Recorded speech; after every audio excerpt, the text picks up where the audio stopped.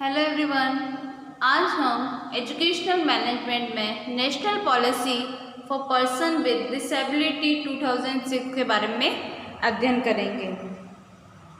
विकलांग बालक बालिकाओं एवं व्यक्तियों के लिए केंद्र सरकार की अध्यक्षता में राष्ट्रीय नीति 2006 की घोषणा की गई। इस नीति का मूल उद्देश्य विकलांग बालक बालिकाओं एवं व्यक्तियों का कल्याण एवं सर्वांगीण विकास करना है। भारतीय संविधान की मान्यता के आधार पर इस नीति की घोषणा की गई। इस नीति के आधार पर 4 प्रमुख उद्देश्य थे: शारीरिक पुनर्वास, शैक्षिक पुनर्वास, आर्थिक पुनर्वास और सामाजिक पुनर्वास। इसके अंतर्गत शैक्षिक पुनर्वास 2006 का मुख्य उद्देश्य विकलांग छात्र छात्राओं को शारीरिक पुनर्वास प्रदान करना था। इसके लिए छात्र छात्राओं को यह अनुभव नहीं होने दिया जाए कि वे विकलांग हैं। उनके विकास मार्ग में विकलांगता को बाधक बनकर उभरने नहीं दिया जाए। इसके लिए उनको विविध प्रकार की सहायता प्रदान करनी चाहिए, जो कि प्रत्येक विकलांगता को उसकी विकलांगता के आधार पर उपलब्ध होगी।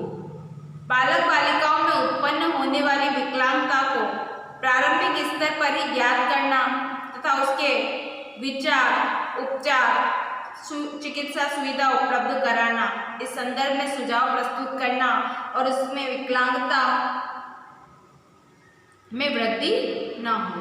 विकलांगता बालक को अपनी आवश्यकता के अनुरूप चिकित्सकीय परामर्श एवं निर्देशन प्रदान करके विकलांगता को कम करना इस नीति का प्रमुख उद्देश्य था। विविध प्रकार के विकलांगता संबंधी उपकरण प्रदान करना भी इस नीति का प्रमुख उद्देश्य था। इन उपकरणों के माध्यम से छात्र विकलांगता का अनुभव नहीं करे, जैसे श्रवण यंत्र, रिक्शा, बैसाखी, चश्मे आदि उपलब्ध कराना। शैक्षिक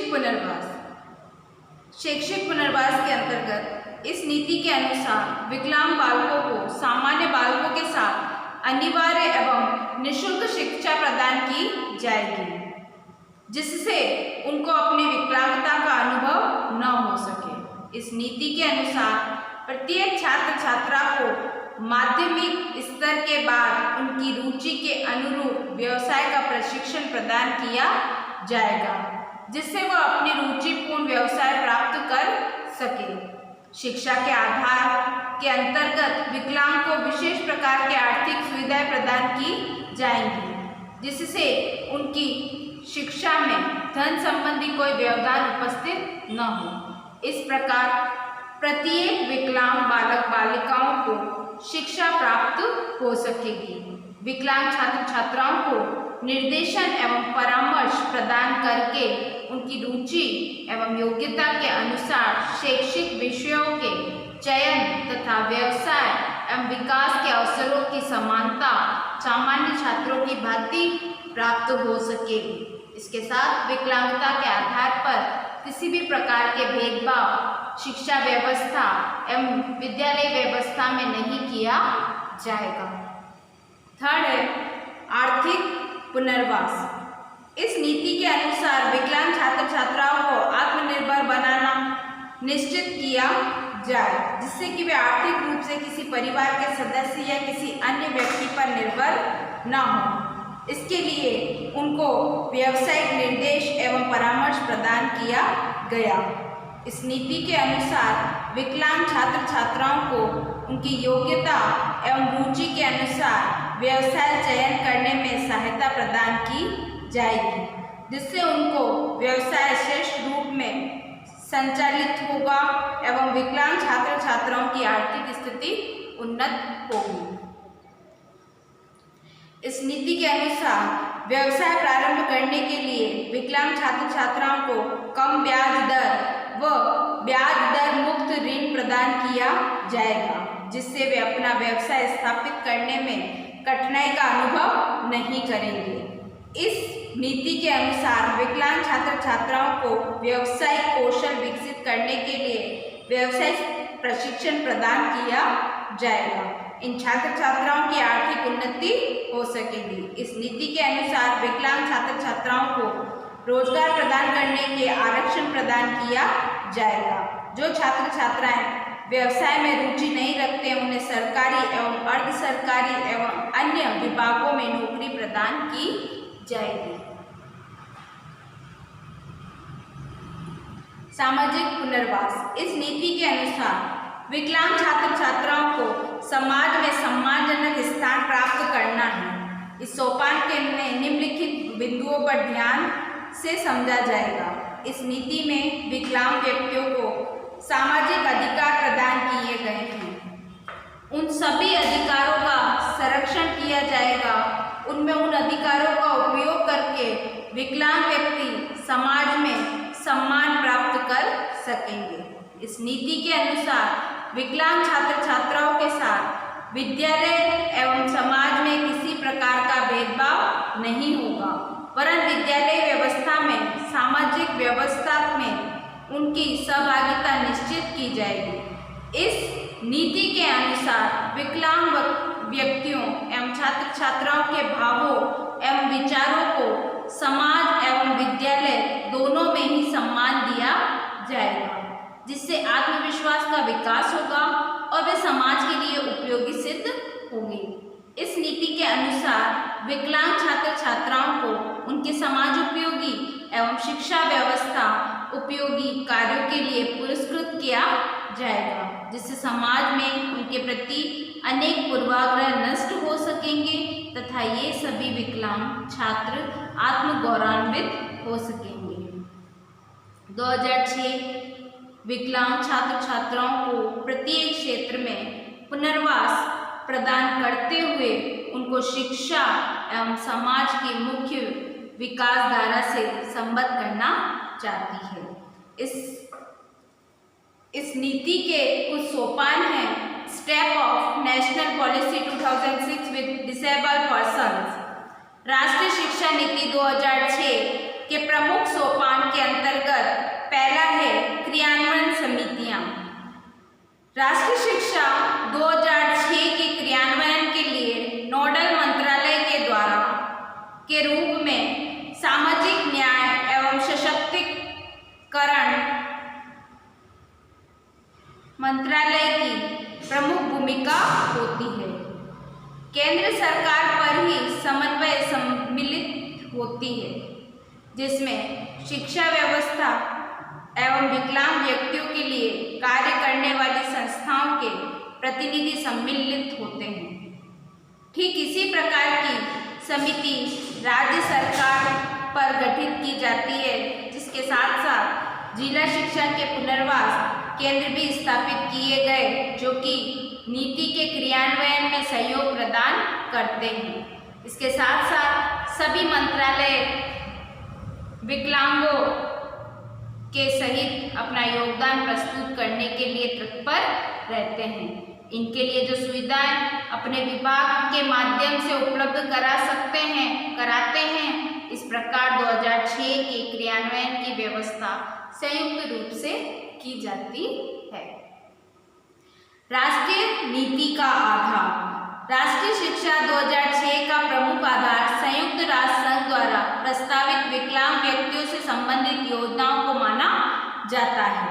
इसमें संयुक्त राष्ट्र संघ के विविध संस्थाओं एवं समितियों द्वारा विकलांग व्यक्तियों के लिए तथा दूसरे छात्र छात्राओं के लिए जो भी अधिकार प्रदान किए गए हैं, उनको आधार मानकर भारतीय सरकार ने भी इस नीति के अन्य अधिकारों के समान ही प्रावधान प्रस्तुत किए हैं।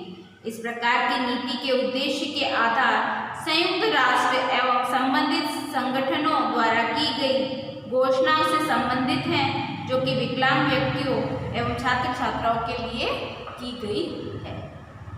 विकलांग प्रमाण पत्र।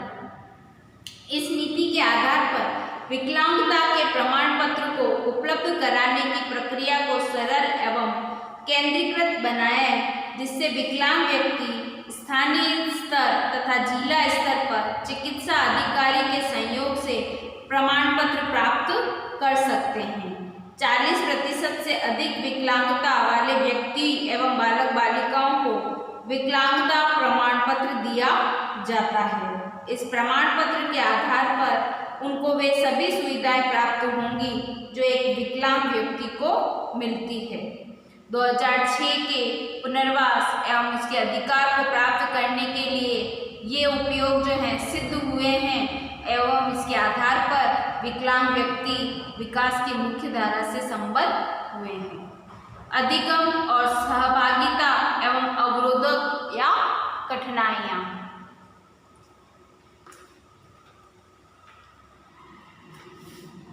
अधिगम संबंधी कठिनाइयों को समझने के लिए शिक्षक को अनिवार्य रूप से विकसित होना चाहिए। अनिवार्य रूप से विकसित होने के लिए अधिकार एवं फलस्वरूप अधिगम संबंधी कठिनाइयों को समझने के योग्यता एवं शिक्षक को अनिवार्य रूप से विकसित करना चाहिए, जिसके फलस्वरूप वो छात्रों के समक्ष इस प्रकार की परिस्थितियां उत्पन्न कर सकेगा जिससे कि उनकी सहभागिता का विकास सर्वोत्तम रूप से हो सके। सहभागिता एवं अधिगम की प्रक्रिया में आने वाली कुछ कठिनाइयां हैं। उन कठिनाइयों में है अधिगम गतिविधियों संबंधी कठिनाइयां। अधिगम गतिविधि संबंधी अनेक प्रकार की कठिनाइयों को शिक्षक का सामना करना पड़ता है। कक्षा में सामान्य गतिविधियों के माध्यम से अधिगम व्यवस्था संपन्न नहीं कर पाता, क्योंकि कक्षा में प्रत्येक छात्र की रुचि क्षमता के अनुसार गतिविधियां उपलब्ध होनी चाहिए। वर्तमान समय में शिक्षक एक ही प्रकार की गतिविधियों को संपूर्ण कक्षा के समक्ष प्रस्तुत करते हैं, जिससे छात्रों के संज्ञानात्मक विकास एवं सीखने की गति में अंतर हो जाता है। क्योंकि छात्रों के किसी समूह के लिए गतिविधियां उपयुक्त हो सकती हैं, लेकिन जिन छात्रों के लिए गतिविधियां उपयुक्त होती है उनका अधिगम स्तर भी उच्च होता है। जिन छात्रों के लिए अनुपयुक्त होती हैं उनका अधिगम स्तर भी निम्न हो जाता है। इस स्थिति के में कुशल अध्यापक द्वारा छात्रों की योग्यता एवं शक्ति के आधार पर छात्रों को पृथक समूह में विभाजित करके उनके अनुरूप अधिगम गतिविधियां उपलब्ध करानी चाहिए, जिससे सभी छात्रों को अधिगम का स्तर उच्च उठ सके। अधिगम वातावरण संबंधी कठिनाइयाँ। अधिगम वातावरण संबंधी कठिनाइयाँ भी संज्ञानात्मक विकास एवं अधिगम की प्रमुख कठिनाइयाँ हैं। छात्र विविध प्रकार के वातावरण को अपनी व्यक्ति जीवन व्यतीत करता है। प्रथम, उसके परिवार का वातावरण अधिगम योग्य नहीं है तो उसका संज्ञानात्मक विकास मंद होगा। यदि समाज का वातावरण अधिगम योग्य नहीं है तो उसका विपरीत प्रभाव संज्ञानात्मक विकास पर होगा। इस प्रकार शिक्षक को कक्षा कक्ष के वातावरण को अधिगम योग्य बनाने के साथ साथ परिवार एवं समाज के वातावरण को भी अधिगम योग्य बनाना चाहिए। जैसे शिक्षक अभिभावकों की बैठकों में अभिभावकों को अधिगम वातावरण सृजन संबंधी उचित निर्देश प्रदान करने चाहिए, जिससे अभिभावक छात्रों के संज्ञानात्मक एवं अधिगम वातावरण निर्माण में सहयोग कर सके। इससे छात्रों की अधिगम वातावरण संबंधी कठिनाइयों का सामना हो सकेगा। अभिप्रेरणा संबंधी कठिनाइयाँ। अभिप्रेरणा संबंधी कठिनाई का सामना भी शिक्षक द्वारा ही संभव होता है। प्रथम, एक शिक्षक को यह समझने का प्रयास करना चाहिए कि छात्रों को अभिप्रेरित करने में उनका प्रभाव सदा सकारात्मक होना चाहिए। जैसे एक शिक्षक द्वारा कक्षा में 3 सर्वोच्च अंक पाने वाले छात्रों को पुरस्कृत किया जाता है, तो अन्य छात्रों को भी अपने अधिगम स्तर को उच्च बनाने के लिए प्रयास करने चाहिए। मतलब कोई प्राइज मिला है, फर्स्ट सेकंड थर्ड पोजीशन वाले को, तो अन्य बच्चों को भी प्रयास करना चाहिए। छात्रों के संरचनात्मक प्रतिस्पर्धा विकसित होनी चाहिए, जिससे संज्ञानात्मक विकास की प्रक्रिया एवं अधिगम स्तर सर्वोत्तम रूप में होगा। अभिप्रेरणा का नकारात्मक स्वरूप उपलब्ध नहीं होना चाहिए तथा अभिप्रेरणा प्रदान करते समय इसका विशेष ध्यान रखना चाहिए। संप्रेषण संबंधी कठिनाइयाँ। सामान्यतः देखा जाता है कि संप्रेषण स्थापित करने में शिक्षक को कठिनाइयों का सामना करना पड़ता है, क्योंकि कुछ छात्र संकुची स्वभाव के होते हैं। संप्रेषण के सर्वोत्तम रूप में भी न होने पर अधिगम की व्यवस्था एवं संज्ञानात्मक विकास की व्यवस्था सर्वोत्तम रूप से नहीं होती। छात्र अपनी शिक्षक अपनी सहायता नहीं कर पाता। छात्र अपनी प्रत्येक अधिगम तथा संज्ञान संबंधी समस्याओं को शिक्षक के समक्ष प्रस्तुत नहीं कर पाता तथा शिक्षक उसकी सहायता नहीं कर पाता। शिक्षक को इस स्थिति में छात्र को अधिक विचार प्रकट करने के अवसर प्रदान करने चाहिए, जिससे छात्र में शिक्षक के प्रति विश्वास उत्पन्न हो तथा वह अपनी प्रत्येक अधिगम एवं संज्ञानात्मक समस्याओं को शिक्षक के समक्ष प्रकट कर सके तथा अपने अधिगम एवं संज्ञानात्मक विकास को सर्वोत्तम बना सके। पृष्ठ पोषण संबंधी कठिनाइयाँ। पृष्ठ पोषण मतलब फीडबैक रिलेटेड डिसेबिलिटी। इसके अंतर्गत है डिफिकल्टी। इस डिफिकल्टी के अंदर है पृष्ठ पोषण संबंधी कठिनाइयों को ध्यान में रखकर संज्ञानात्मक विकास एवं अधिगम को उच्च बनाया जा सकता है। एक शिक्षक से यह अपेक्षा की जाती है कि वे प्रत्येक छात्र को उसकी संज्ञानात्मक विकास एवं अधिगम गतिविधियों की सफलता पर पृष्ठ पोषण प्रदान करें। पृष्ठ पोषण का स्वरूप प्रभावशाली होना चाहिए, जिससे छात्रों में अधिगम संबंधी एवं संज्ञानात्मक विकास संबंधी गतिविधियों के प्रति रुचि बनी रहे। पृष्ठ पोषण की उचित व्यवस्था में इस प्रकार कठिनाई को दूर करना चाहिए। निर्देशन एवं परामर्श संबंधी कठिनाइयाँ। सामान्य रूप से देखा जाता है कि प्राथमिक स्तर पर विद्यालय में निर्देशनकर्ता एवं परामर्शदाता की नियुक्ति नहीं होती, जिसके परिणाम स्वरूप शिक्षक को इस दायित्व का निर्वाह करना पड़ता है। शिक्षक को निर्देश एवं परामर्श के संबंध में उचित प्रशिक्षण प्राप्त नहीं होता, इसलिए इस प्रकार इस कार्य में शिक्षक को कठिनाइयाँ होती है। जब छात्रों को उचित निर्देशन एवं परामर्श प्राप्त नहीं होता तो उसका संज्ञानात्मक विकास एवं अधिगम का स्तर भी उच्च नहीं हो पाता। इस स्थिति में शिक्षक को यह प्रयास करना चाहिए कि वह निर्देशन एवं परामर्श का उचित प्रशिक्षण प्राप्त करे। इसके पश्चात उसे छात्रों के निर्देश एवं परामर्श प्रदान करने, उनको संज्ञानात्मक विकास एवं अधिगम के स्तर को वृद्धि करने का प्रयास करना चाहिए। संवेगात्मक अस्थिरता संबंधी कठिनाइयाँ। अनेक छात्रों को संवेगात्मक अस्थिरता की स्थिति पाई जाती है। संवेगात्मक अस्थिरता के कारण संज्ञानात्मक विकास अस्थिरता की स्थिति पाई जाती है। संज्ञानात्मक विकास एवं अधिगम स्तर प्रभावित होता है। विद्यालय में अध्ययन के लिए आने वाले छात्रों में से प्रत्येक छात्र में संवेगात्मक स्थिरता नहीं पाई जाती। संवेगात्मक अस्थिरता को दूर करने के लिए शिक्षक द्वारा विविध प्रयास किए जाते हैं, जिससे उसे कठिनाई का अनुभव होता है।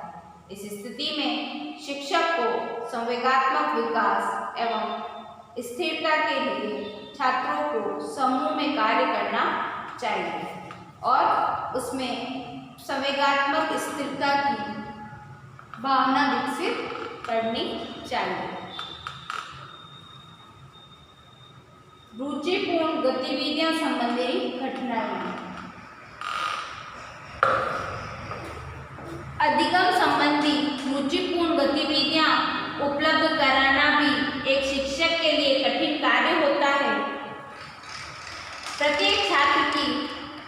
प्राथमिक स्तर पर विविध प्रकार की रुचियाँ होती है, उन सभी के अनुसार अधिगम गतिविधियाँ उपलब्ध कराना एक चुनौतीपूर्ण कार्य होता है।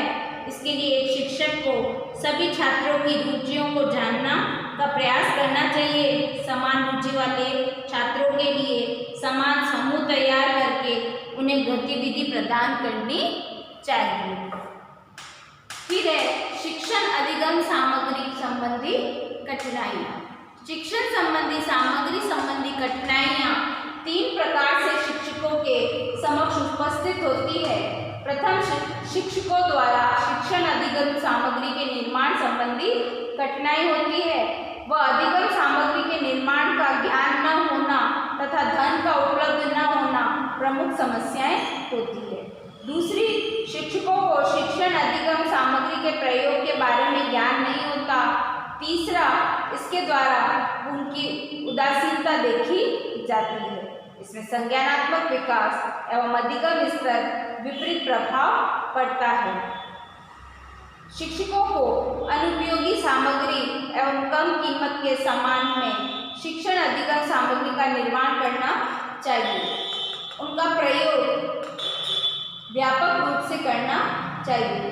जिस प्रकार एक शिक्षक शिक्षण विधियों का प्रयोग बिना शिक्षण नहीं कर सकता, इसी प्रकार यह सोच लेना चाहिए कि उसको शिक्षण अधिगम सामग्री के प्रयोग में बिना प्रशिक्षण कार्य नहीं करना है। लास्ट है इसमें समन्वय संबंधी कठिनाई। समन्वय संबंधी कठिनाई में अधिगम की प्रमुख कठिनाई मानी जाती है। समन्वय की योग्यता के अभाव छात्रों में संज्ञानात्मक विकास एवं अधिगम स्तर दोनों में कुप्रभावित होता है। एक छात्र जब पूर्व अनुभव एवं वर्तमान अनुभवों में समन्वय स्थापित नहीं किया जाता, एक छात्र द्वारा कक्षा में समन्वय स्थापित नहीं किया जाता, तो एक छात्र द्वारा शिक्षक के साथ समायोजन नहीं हो पाता। इस प्रकार की कठिनाइयाँ अधिगम स्तर एवं संज्ञानात्मक विकास को कुप्रभावित करती है। इस प्रकार की स्थिति में एक शिक्षक द्वारा छात्रों में संप्रेषण एवं सकारात्मक व्यवहार एवं समन्वय की क्षमता उत्पन्न करनी चाहिए, जिससे छात्रों के प्रत्येक क्षेत्र में सामंजस्य स्थापित किया जा सके। सामंजस्य की यह स्थिति छात्रों के संज्ञानात्मक विकास एवं अधिगम स्तर को सर्वोच्च बनाने का प्रयास करती है। पृथक्करण संज्ञानात्मक विकास एवं अधिगम स्तर को सर्वोच्च बनाने के लिए कुछ तथ्यों एवं घटनाओं का बहिष्कार करने का प्रयास किया जाता है, जिसके लिए शिक्षक द्वारा इसमें सहयोग किया जाता है। जैसे एक विद्यालय में अनुशासन के नाम पर छात्रों पर अनेक प्रकार के नियम एवं प्रतिबंध लगाए जाते हैं, जो कि छात्र के संज्ञानात्मक विकास एवं अधिगम स्तर के सर्वोत्तम रूप में बाधक होते हैं। इस स्थिति में शिक्षक को पृथक्करण के सिद्धांत का अनुकरण करते हुए इन प्रतिबंधों का समापन करना चाहिए। छात्रों में स्वानुशासन का भावना का विकास करना चाहिए। पृथक्करण सिद्धांत के अंतर्गत उन सभी परिस्थितियों को दूर करने का प्रयास करना चाहिए जो अधिगम एवं संज्ञानात्मक विकास में बाधा उत्पन्न करती है। पृथक्करण संबंधी 4 परिस्थितियां दी गई हैं और कुछ तथ्य का वर्णन किया गया है। नियंत्रण का पृथक्करण नियंत्रण की स्थिति में छात्रों का संज्ञानात्मक विकास एवं अधिगम स्तर कुसमायोजित होता है। इसके लिए एक कुशल शिक्षक को प्रत्येक प्रकार के नियंत्रण से छात्रों को मुक्त रखना चाहिए। छात्रों की रुचि एवं योग्यता संबंधी गतिविधियों को संपादन में शिक्षक को सहयोग करना चाहिए। छात्रों को एक अनुभवी को यह अनुभव कराना चाहिए कि शिक्षक उनका सहयोगी है तथा किसी प्रकार का नियंत्रण नहीं है।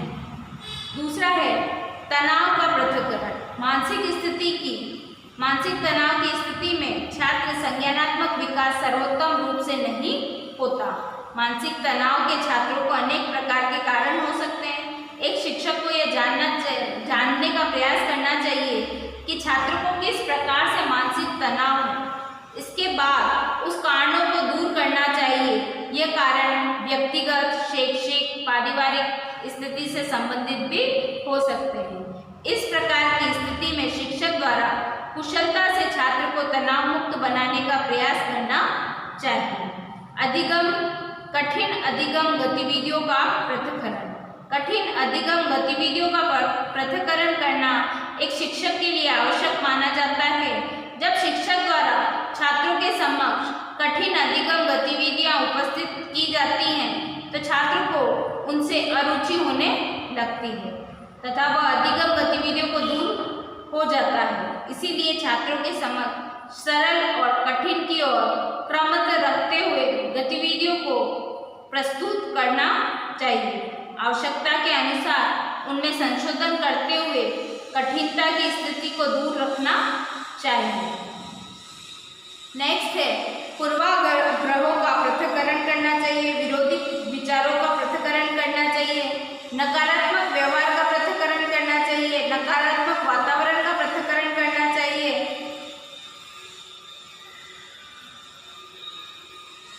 दंड का पृथक्करण करना चाहिए, परंपरावादी व्यवस्था का पृथक्करण करना चाहिए, संवेगात्मक अस्थिरता का पृथक्करण करना चाहिए। इसके अंतर्गत इस प्रकार की स्थिति में नकारात्मक व्यवहार का पृथक्करण दो रूपों से किया जाना चाहिए। प्रथम, शिक्षक के द्वारा छात्र के व्यवहार का परीक्षण करना चाहिए। यदि उसमें नकारात्मक एवं अपराधी व्यवहार दृष्टिगोचर होता है तो उसे रोकना चाहिए। इसके विपरीत यदि छात्र के समक्ष आदर्श एवं सकारात्मक व्यवहार का प्रस्तुतिकरण करना चाहिए।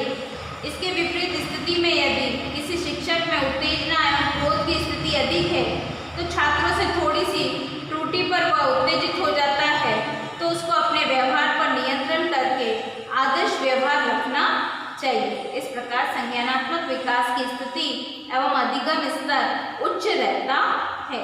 नकारात्मक वातावरण का पृथक्करण। छात्रों में नकारात्मक वातावरण का जन्म नकारात्मक वातावरण से होता है। विद्यालय का वातावरण यदि नकारात्मक विकास एवं अधिगम वातावरण के अनुरूप नहीं है तो छात्रों को संज्ञानात्मक विकास एवं अधिगम स्तर निम्न होगा। इसके स्थान पर विद्यालय का वातावरण शैक्षिक एवं उपयोगी रूप से होना चाहिए। इसमें संज्ञानात्मक विकास एवं अधिगम स्तर सर्वोच्च होना चाहिए। इसी के साथ में जो भी सेशनल का कार्य आपको दिया गया है वो महाविद्यालय में प्रथम दिवस की उपस्थिति के दिन आपको जमा कराना अनिवार्य है। इस वीडियो के साथ में जो आपको असाइनमेंट सेंड किए जा रहे हैं उस असाइनमेंट में है विकलांग व्यक्तियों के लिए राष्ट्रीय शिक्षा नीति 2006 के बारे में चर्चा कीजिए। निबंधात्मक प्रश्न हैं अधिगम एवं संज्ञानात्मक विकास की प्रक्रिया में आने वाली प्रमुख कठिनाइयां बताइए, इनके समाधान के लिए उपाय भी समझाइए। Thank you.